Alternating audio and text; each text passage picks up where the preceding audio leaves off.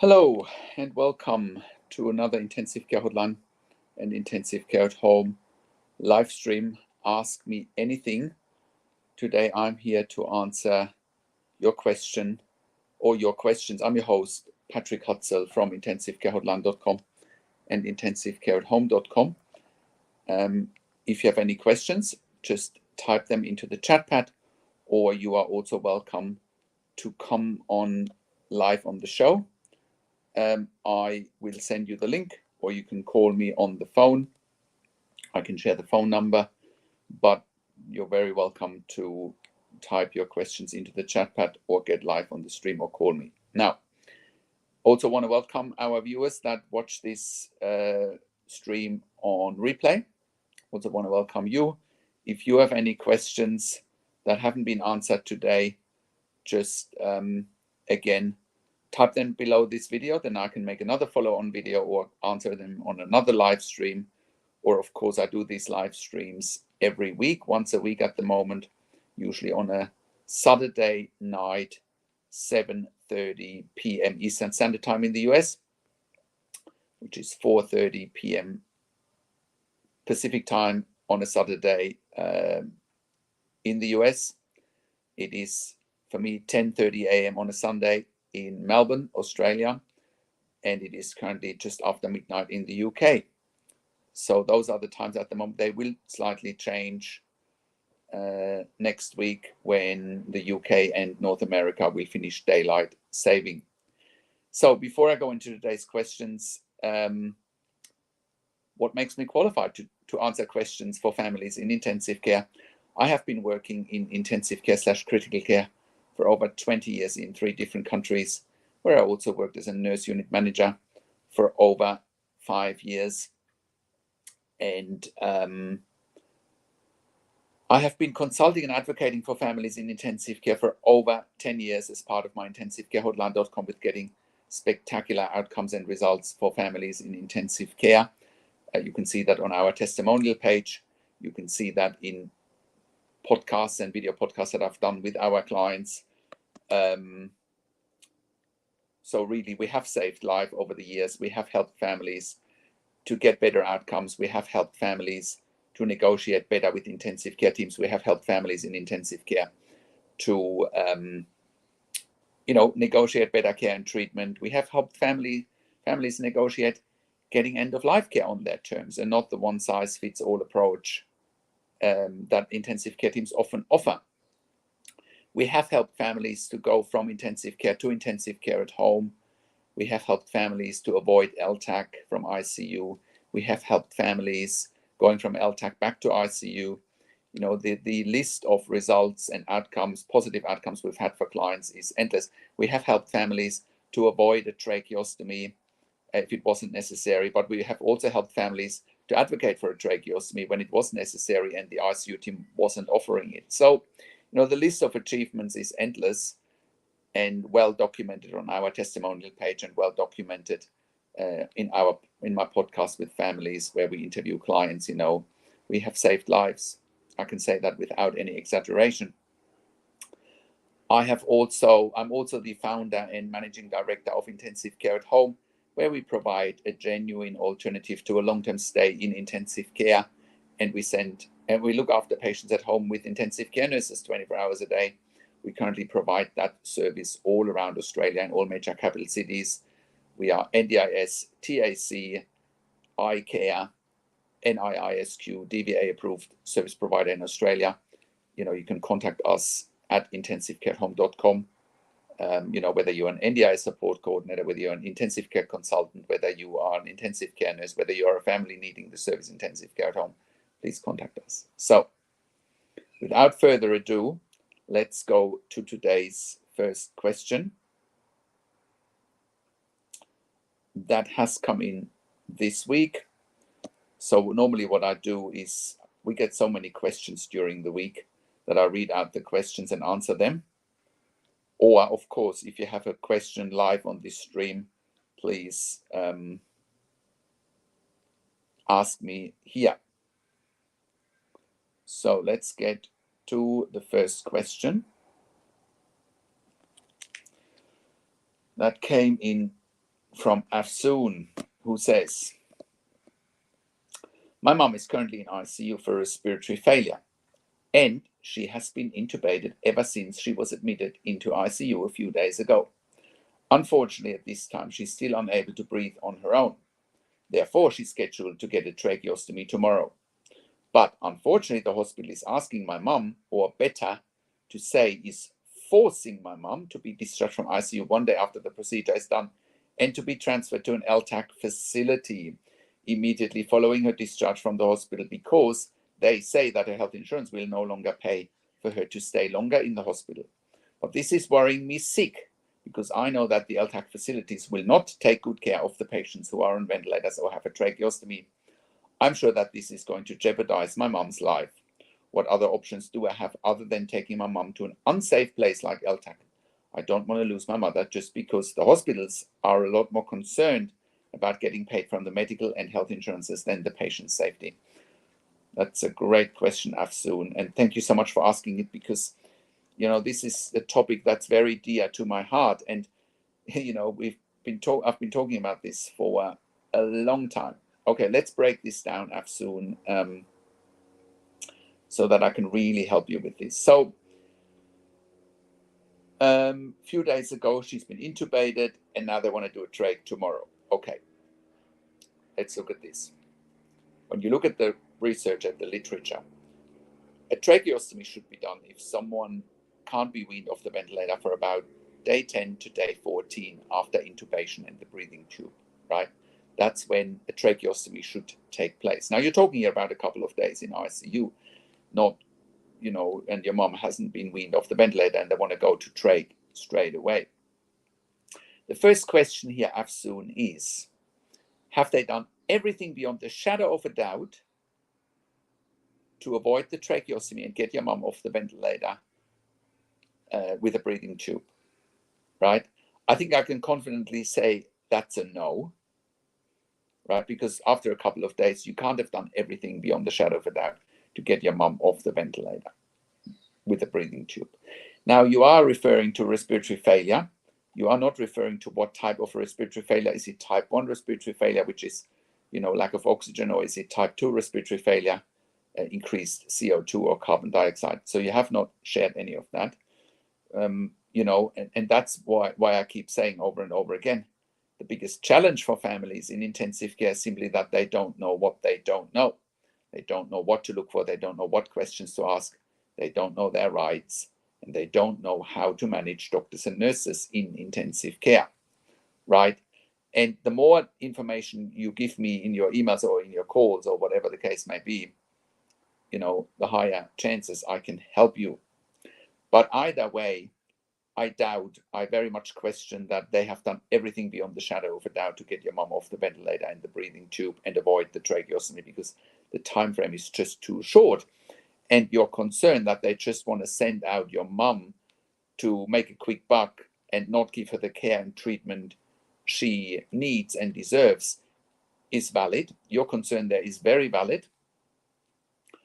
And you're saying, you're putting in quotes, and the hospital is asking my mom, or better to say, is quote unquote forcing my mom to be discharged from ICU one day after the procedure is done and to be transferred to an LTAC facility immediately following a discharge from the hospital, because they say that her health insurance will no longer pay for her to stay longer in the hospital. So what you can do here as well is, two things. No one can force you to do a tracheostomy, right? That's the first thing. No one can force you to do a tracheostomy. That's number one. Number two, no one can force you to do a PEG, because one thing that you're missing here is you didn't say PEG and tracheostomy. Normally what happens is when someone goes to LTAC, they need to do a tracheostomy and a PEG tube, right? And for anyone watching this, this is specifically an issue in the US, patients going from ICU to LTAC. That's a US specific issue. It's not related to other countries. So, if you're in the US, pay careful attention, but even if you're in another country, pay careful attention to what I'm saying, because it's general information about intensive care that is very important for you to understand if you have a loved one in intensive care. So, Helene, I've seen your message. I'll come back to you. Let me just answer this and then I'll get back to you, Helene. So, if you don't give consent to a trach and if you don't give consent to a PEG, nothing's going to happen. They can't discharge your mom. That's number one. If you are giving consent to a trach and you're not giving consent to a PEG, your mom won't go anywhere.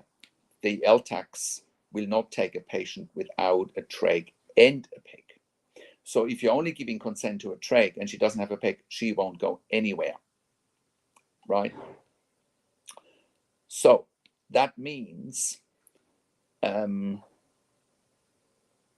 don't have anything to fear at the moment. And given that it's only been a few days, I don't think you are in a rush here to make any hasty decisions, right? Once again, you giving consent to a surgical procedure or your mom giving consent to a surgical procedure or two surgical procedures, no one can force you to that. I mean, that's a surgical procedure. They won't be able to do anything without your consent. Okay. Also, keep in mind, given that an LTAC will not take a patient with a tracheostomy and without a PEG tube, and they won't take a patient with a nasogastric tube, what is that telling you about the skill level in an LTAC? A nasogastric tube is, not much to deal with in a hospital or in an LTAC facility, and they can't handle that. What's that telling you about the skill level your mom will be experiencing in an LTAC? It's very low. It's a very low skill level, and you need to avoid it, right? And you are on the right path here to avoid it, which is great. So another thing is hospitals can't discharge patients without their consent and without their input. Also, let's just say you were interested by any means to go to an LTAC, it would still need you or require you to go there, have a visit, talk to the people, get some testimonials from other families, making sure it's an LTAC that is not too far away from you, right? Those are all things you need to consider. I have seen over and over again that sometimes ICUs want to send patients to LTACs in another state, hours away from their family. That is madness. Now, as far as health insurance is concerned, my experience has shown that in the US, most Medicare and Medicaid patients are entitled to 60 days ICU. Okay, at least 60 days. That's assuming there is a medical reason why your mom needs ICU. And at the moment, there is a medical reason. So you don't need to rush anything here. The hospital wants to rush you because they need the bed. They want to maximize probably their payments. And, and want to get rid of your mom. So no one can force you, right? The other thing that I will post below this video once it's published, for replay, I will also send a link to the video that I've made, how to wean a critically ill patient off the breathing tube and the ventilator, right? It's critically important that you familiarize yourself with the process, because again, it comes back to the question that I asked earlier. Are they doing everything beyond the shadow of a doubt to wean your mom off the ventilator and the breathing tube? And I very much question that after 2 days in ICU. Then I'm sure you're saying, I'm sure that's going to jeopardize my mom's life. Absolutely, it will jeopardize your mom's life, no question. What other options do I have other than taking my mom to an unsafe place like LTAC? Yeah, just as I said, don't give consent. Make sure you familiarize yourself with the article, How to Wean a Critically Ill Patient Off the Breathing Tube and the Ventilator. Look whether they're taking those steps. You can also reach out to me directly by calling me on one of the numbers on the top of our website at intensivecarehotline.com. And I'm very happy to talk to them directly. And I can find out in 5 minutes whether they are doing all the right things or not. And then you are saying, I don't want to lose my mother just because the hospitals are a lot more concerned about getting paid from the medical and health insurances than the patient safety. Yeah, absolutely. Absolutely. So another document that I will post below this video, there is once the video is published on our website and on YouTube. There's also a document that we are now sharing with families in intensive care. It's actually from a law firm. It seems to be a very good law firm in the US, and they've published like a white paper saying, confirming everything that we've been saying here for many years, that by law, they cannot force a patient to go from ICU to LTAC, that it all needs to happen with family consent or patient consent. Your mom might not be in a position where she can give consent. And lastly, what you should also be doing is, if your mom, let's just say your mom can't come off the ventilator, right? Let's just say your mom can't come off the ventilator.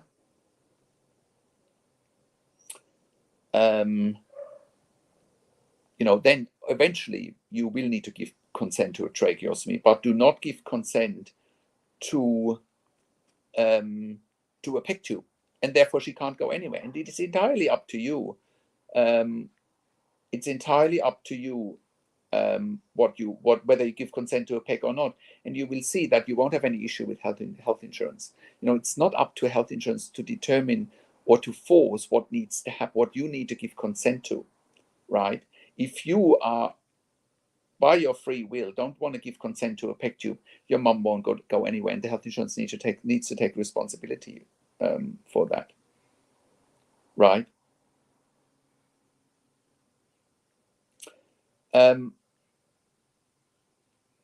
So I hope that helps Afsoon. I really hope that helps and answers your questions. Don't give in. It's very early days here. Make sure they're doing everything they need to do to wean your mom off the ventilator. And if that doesn't happen, if they are doing everything they need to do to wean your mom off the ventilator and they're failing, okay, maybe she can't come off the ventilator. Then you need a trach. Fair enough, but she's not there yet. Okay, she is not there yet. Okay.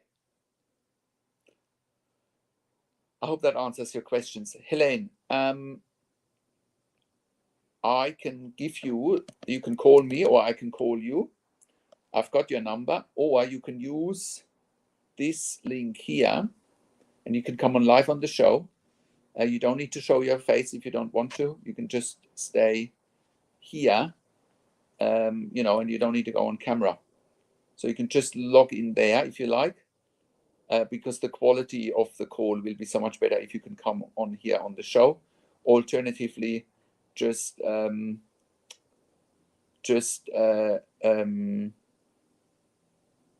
type your questions into the chat pad here. But I encourage you to use this link that I just posted here, Helene, and then you can come on live on the show. Okay, so let's move on to the next question.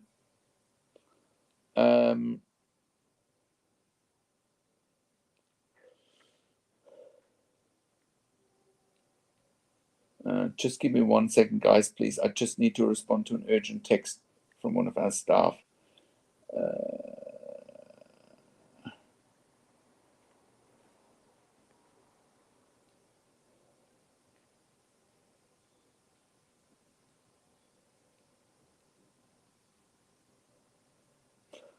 Okay. Just give me 1 second.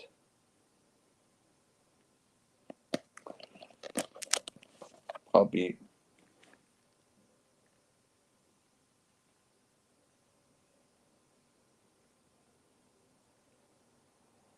just give me 1 second. Okay, I can see Helene, you're here. Just give me 1 second.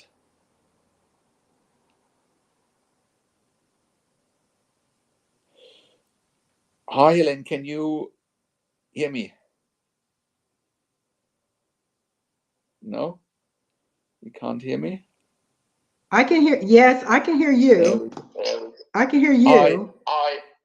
Can you hear me? How are you? I can hear I'm you. good. I can hear you. This is nice. Great This is very. platform. It's echoing. Can you hear that? It's. Yeah, I'm in I guess, I a very think. large room. I don't think it's that. I'm just wondering whether. Yeah. No. Look. Let's keep going. How can I help you today? Okay, I have a couple of questions to ask you. I saw your podcast for 10/23/23, and I can't say the word, so I'm going to spell it Malaise. You were talking about Malaise. Do you recall Hang on. that? L. Hang on. L. No, M as in Mary, Yep. A as in Apple, L as in Larry, A as in Apple, I as in Igloo, S as in Sam, E as in Elephant. Oh, Malaise. Malaise. Yeah. It's a. It's a French word, and it Mhm. actually means illness or sickness. Okay. Was this the one you talked about, aspiration? I couldn't tell you. I record Okay. so many podcasts, Oh, and okay, no problem. I'm sorry. I Okay, do here's apologize. don't worry, don't worry. If I'll be prepared the next time on that one. How about the one? I'm going to spell the word neurosis, no, necrosis. I think N as in Nancy, E as in elephant. You got it? Yeah, I got it. Okay. And it talked, and you said something about, and I looked it up. It says is the death of cells. Can that normally happen from infection? I think it says the cause can also be from infections. Yes, absolutely. So just give me 1 second, Helen. When I'm talking, it's echoing. So what I'll do is I'll just put you on mute when I'm talking, because otherwise it's getting messy. Just give me 1 second. So now it stopped echoing. I've just put you on mute, and I unmute you when I stop talking. So yes, necrosis is the death of cells. So for example, if someone has a pressure sore, right, and it really eats itself into the body, that's when necrosis often happens. But there's so many other situations that I've seen in ICU where necrosis happens, like someone being on high doses of vasopressors or inotropes for a prolonged period. Then the peripheries, like the fingers or the toes, can get black and necrotic. So or even a wound that doesn't get cleaned properly, a surgical wound, it's dead cells at the end of the day. Does that answer your question? Yes, yes. Okay, let me ask you this then. What if this may be taken like MRSA? How about if a patient get MRSA in the hospital? That would turn into wound ulcers. But when that happened to my mom, they just said it was bed sores, but it was MRSA, and they concealed it, and it never would heal. And they Okay. sent her home without debriding it.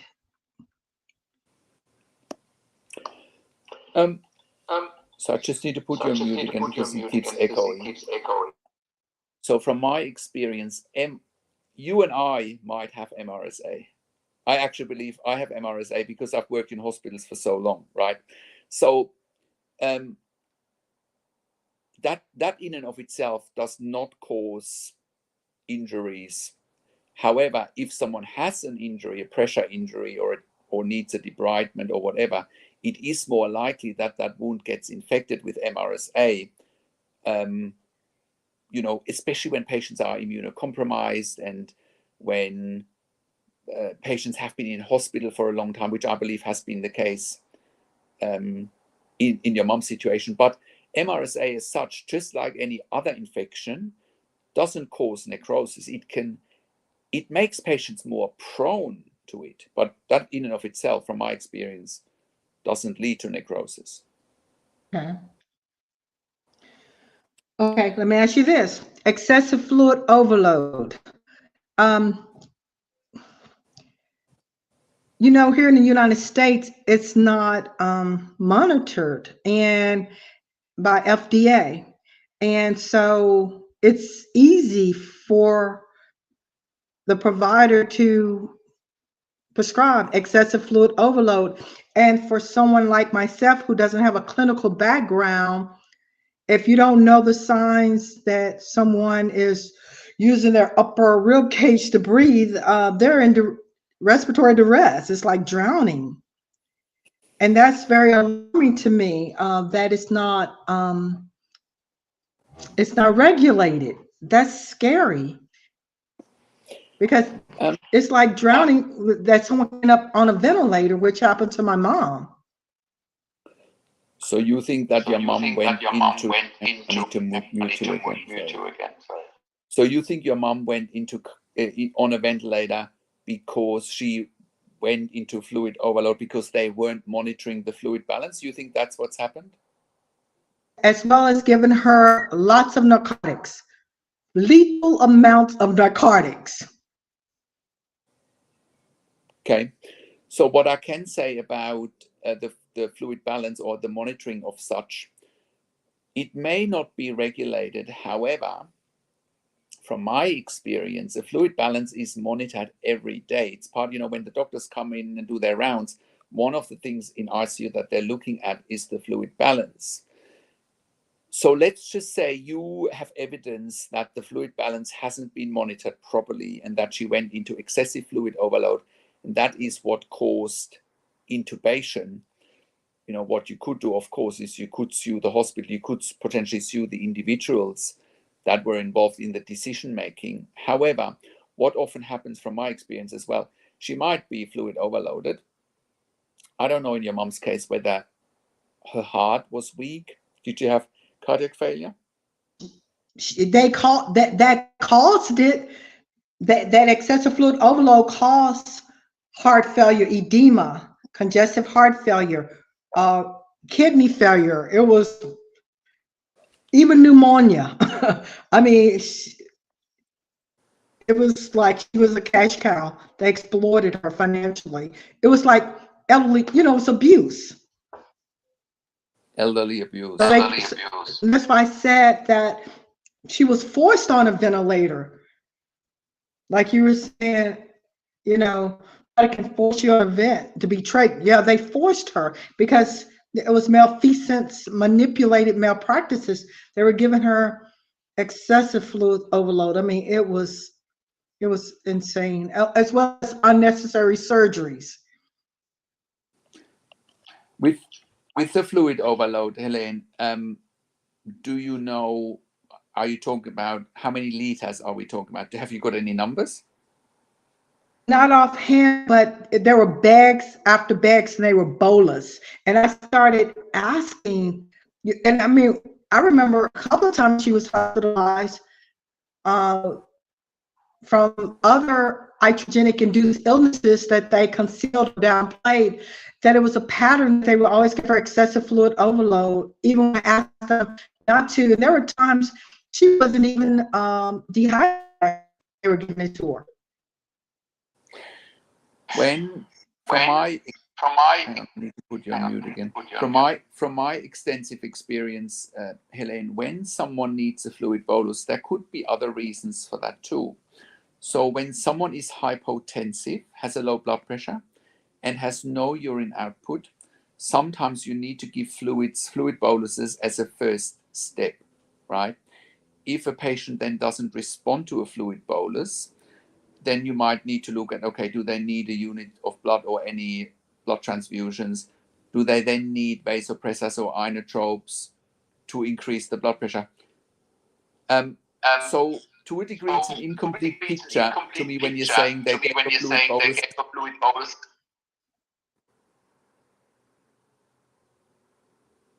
Sorry. To a degree, it's an incomplete picture. Yeah.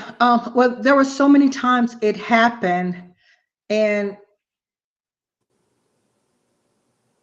the last time that was a major, that she was in the hospital for 6 months and 1 month in LTAC, she had an allergic reaction being given the wrong antibiotic for pneumonia. They didn't give her a Z-Pack as she normally would get. They gave her, I can't recall the medicine now, but it was something they knew she was allergic to, because she's allergic to penicillin.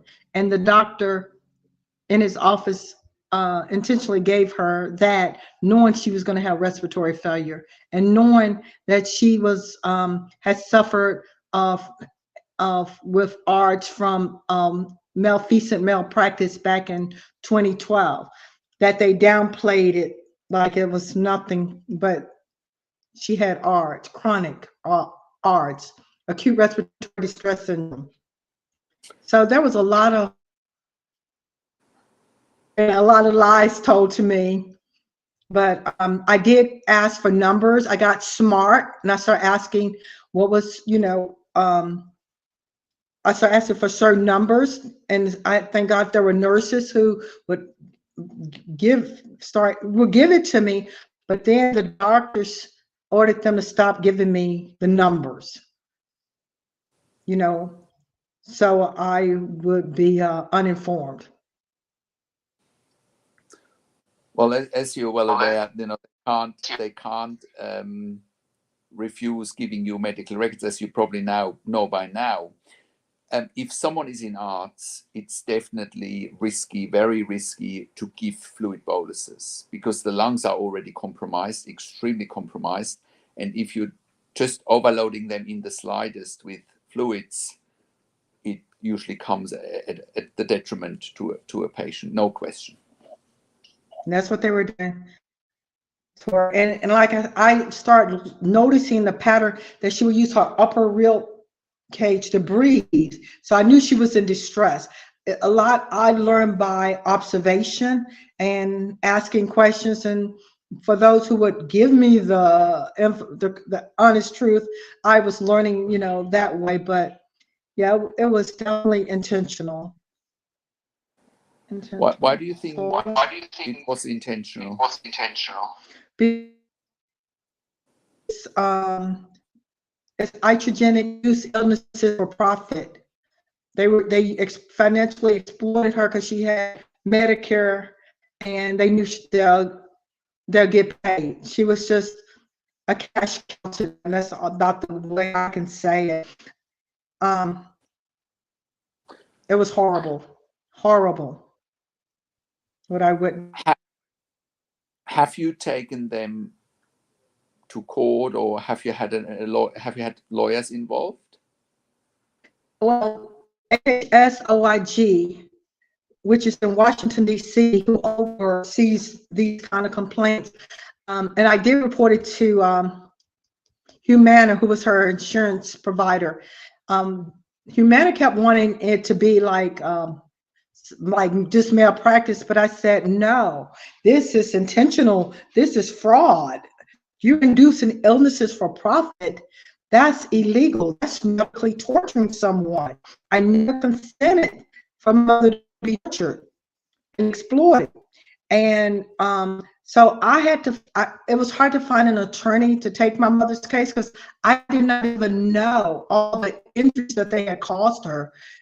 She had a heart attack in 2012 that the providers didn't tell me. I mean, they even gave her the wrong they attempted to give her the wrong cross-match blood for emergency surgery that they caused from putting her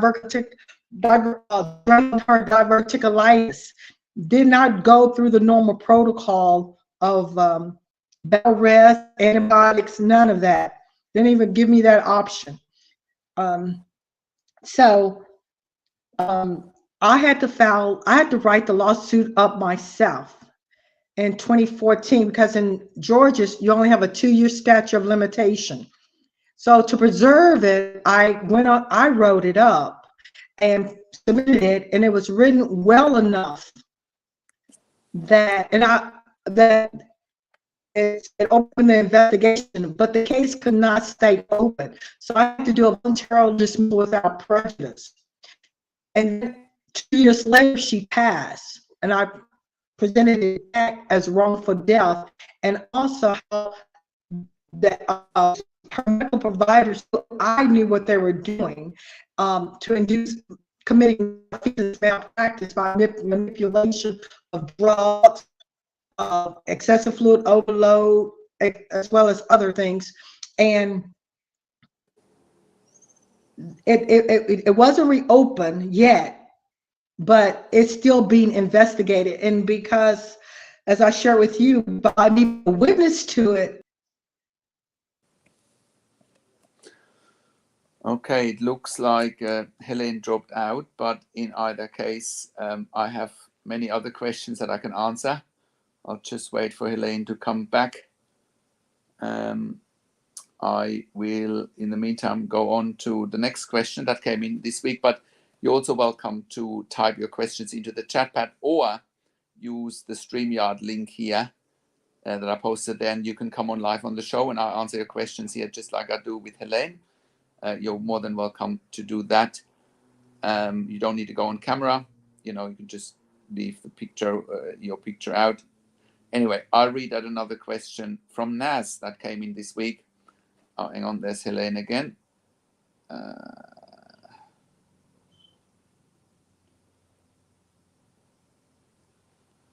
Looks like she might have connection issues.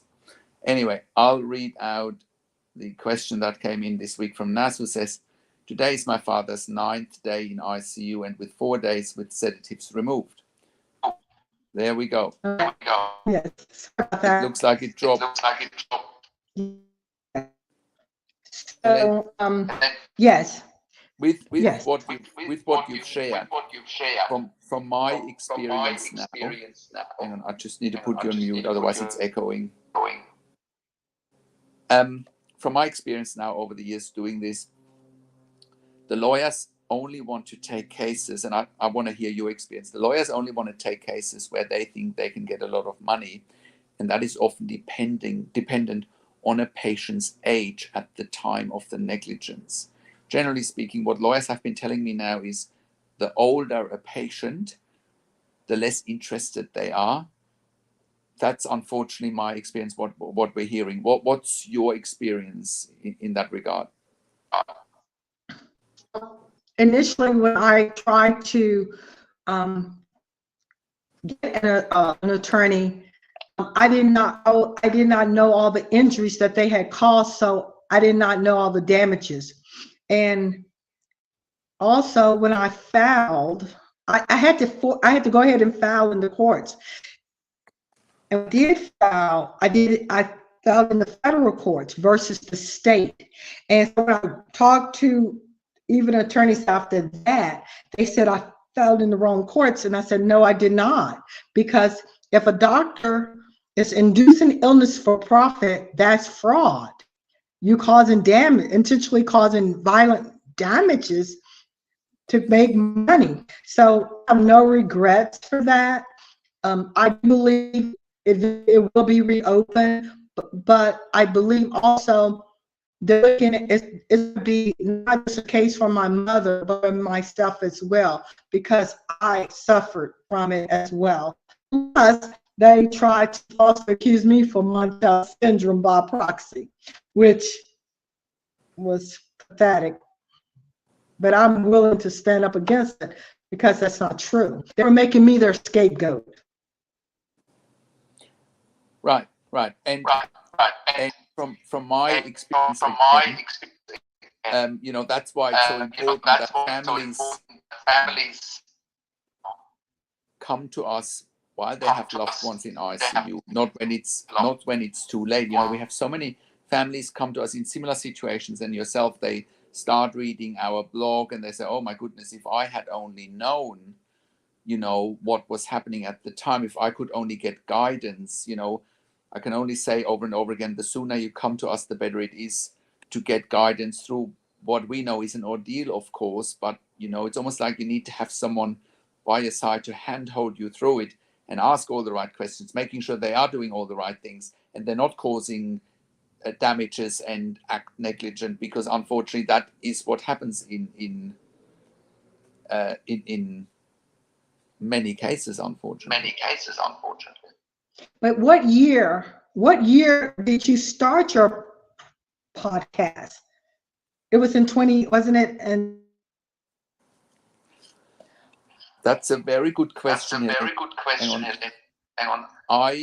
I started the podcast in 2013. However, bear in mind, initially I just started with, writing up a framework for the website, what I thought needed to be their baseline clinical information. And then I started making my blogs with my experience. And then I was getting questions, answering questions, then I was building case studies. So as much as the website has been live since 2013, it probably took a year until I could start building case studies, and it's sort of an ongoing process. But we've now been helping hundreds of families over the years, and we keep building the case studies. So we're not having the volume. We didn't have the volume of inquiries in the beginning than we have now. It's just a process. Yeah, and see, this onset started from my mom in 2012. I mean, she had diverticulitis, a common diagnosis that they wouldn't even diagnose, sent her to the hospital so she could explore. The connection is patchy, very patchy, Helen. I can barely hear you now. Oh, can you hear me? Can you hear me now? Yeah, I can hear you now. Okay. Carry on.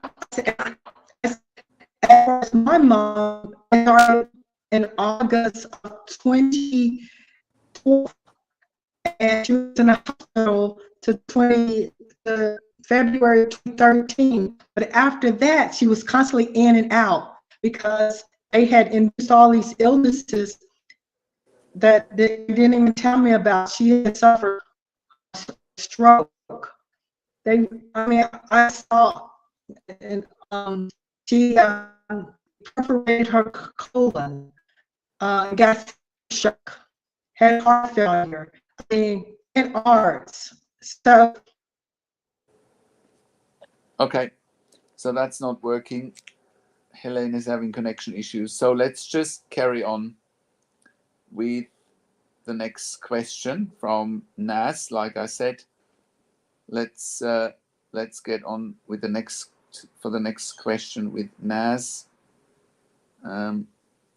Just bear with me.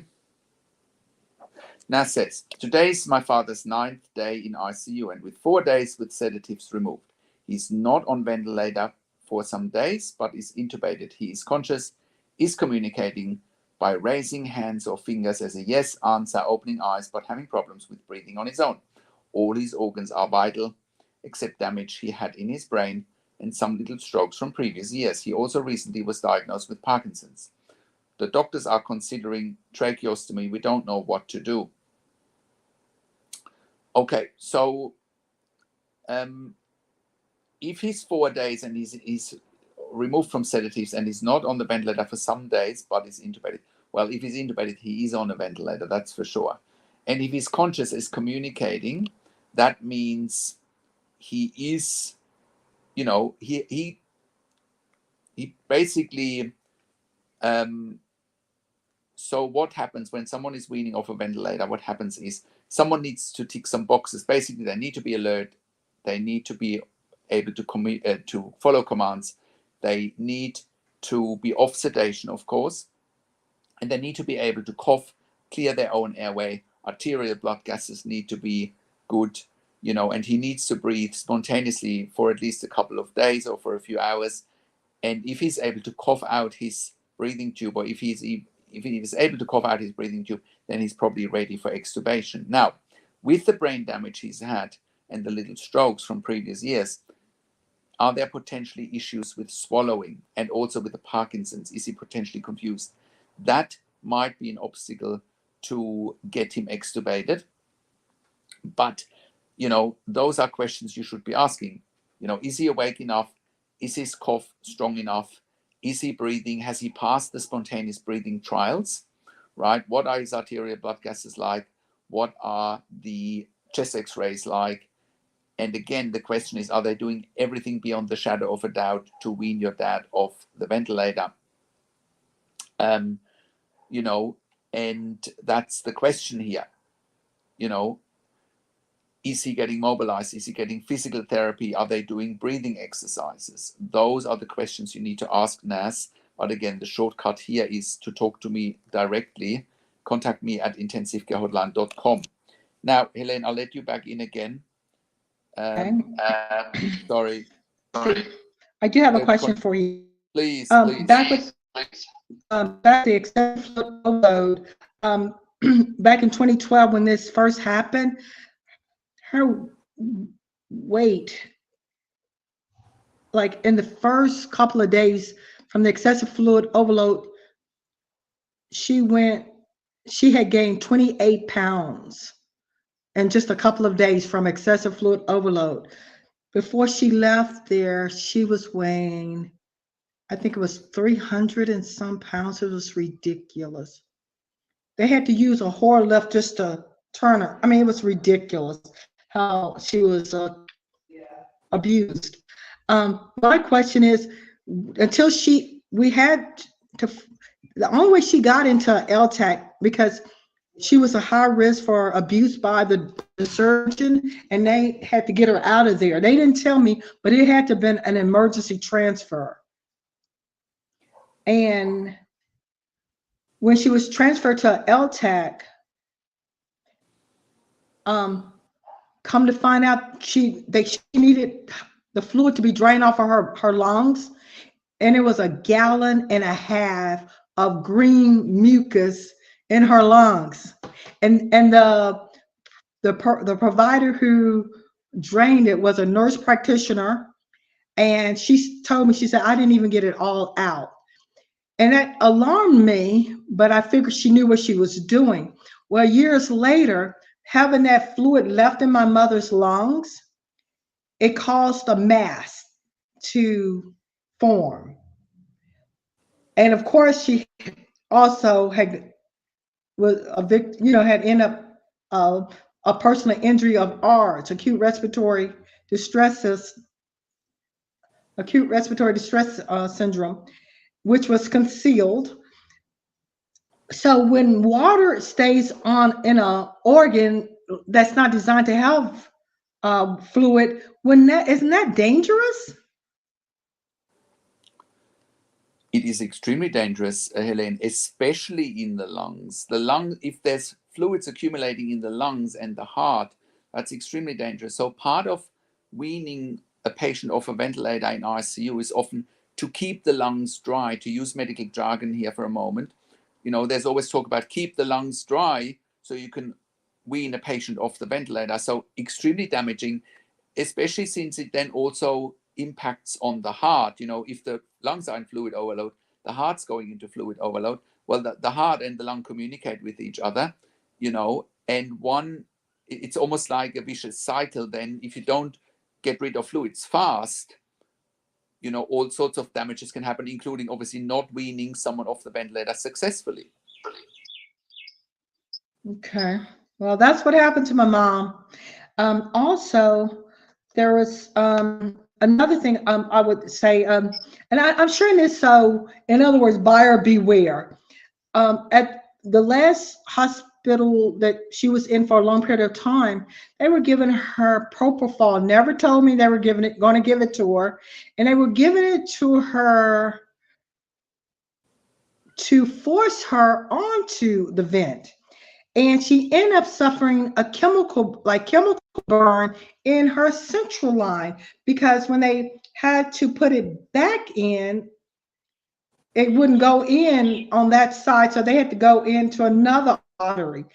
And I thought that was cruel. I mean, it's like they just whatever. I mean, and I've spoken to someone who have had propofol, and you should check to see if the person is allergic to it. My mother, you could see the red spot from, from so them she was giving allergic it to her. to it. Yeah. And they say it burns. It burns. So a lot of things I had to learn after the fact, because my mother it got to the point from the multiple strokes they caused and brain damage, permanent hypoxia encephalopathy, brain damage, and couldn't speak anymore, couldn't tell me these things. So a lot I had to figure out by God's grace and certain people disclosing things to me, or just doing my own research and finding you. Because trust me, I was asking questions, but I was constantly being lied to.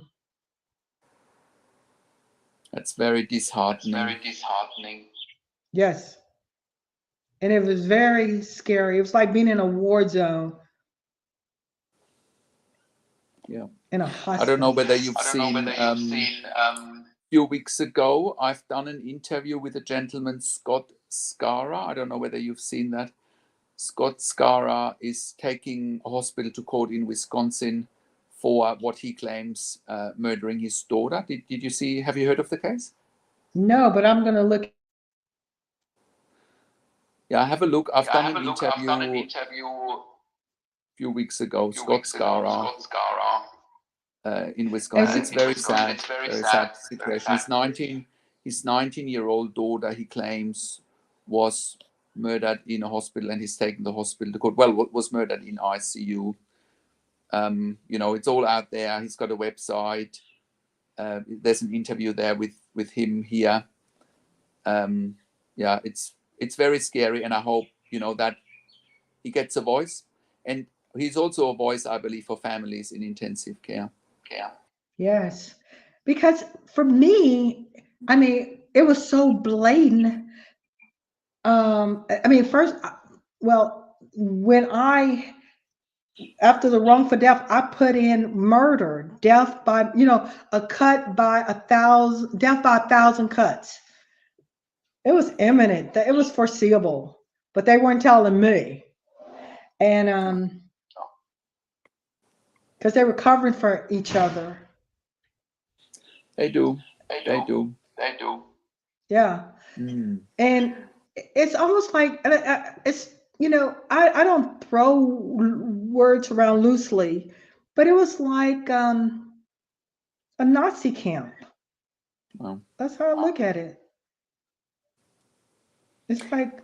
Helen, I am going to wrap this up in a minute. I'm coming close to the hour mark. I need to go in. Okay. But thank you. I do need to let you go, unfortunately. But I'm sure I'll see you again here in the next few weeks. So you know that this happens every week. Yes. Thank you. Thank you, and all the best to you. Thank you. Take care. Thank you, Elaine, for coming on. Okay, look, I need to wrap this up for today. So I do these YouTube lives every Saturday night, 7:30 p.m. Eastern Standard Time in the US, which is 4:30 p.m. Pacific Time on a Saturday, 10:30 a.m. Sydney, Melbourne time. It'll change slightly in the US once the daylight saving stops in the US next week. I believe it'll be then 6:30 p.m. in the US Eastern Standard Time. I answer your questions here. And you can come on live to the show like Helene did today, or like others have in the past. You're welcome to do that. Now, if you have a loved one in intensive care and you need help, and you now know you need help when you listen to Helene's story and other stories, you need help when your loved one is in intensive care, not afterwards when it's too late. Go to intensivecarehotline.com, call us on one of the numbers on the top of our website, or simply send us an email to support@intensivecarehotline.com. We also have a membership for families of critically ill patients in intensive care at intensivecaresupport.org, or if you go to intensivecarehotline.com and you click on the membership area, there you have access to me and my team 24 hours a day in the membership area and via email, and we answer all questions intensive care related. I also offer one-on-one consulting and advocacy for families in intensive care over the phone, via Skype, via email, via Zoom, whichever medium works best for you. And I talk to doctors and nurses directly. I talk to you and your families directly. When I talk to doctors and nurses directly, I ask all the questions you haven't even considered asking, but must be asked so that you can make informed decisions, have peace of mind, control, power, and influence. I also represent you in family meetings with intensive care teams. Done that many, many times successfully. Do not go into a family meeting without A, having an agenda in writing, and B, without any clinical representation and advocacy like from myself. Don't do that. Otherwise, they will walk all over you and you won't be able to make informed decisions, have peace of mind, control, power, and influence. We also offer medical record reviews in real time. If you want a medical record review in real time, contact us as well so that you can get a second opinion in real time. We also do medical record reviews after intensive care if you have unanswered questions, if you need closure, or if you are simply suspecting medical negligence. Now, thank you so much for watching. Thank you for your support. Subscribe to my YouTube channel for regular updates for families in intensive care. Click the like button, click the notification bell, comment below what you want to see next or what questions and insights you have. Share the video with your friends and families. Thank you so much for watching. This is Patrik Hutzel from intensivecarehotline.com and intensivecareathome.com. And I will talk to you in a few days. Take care for now.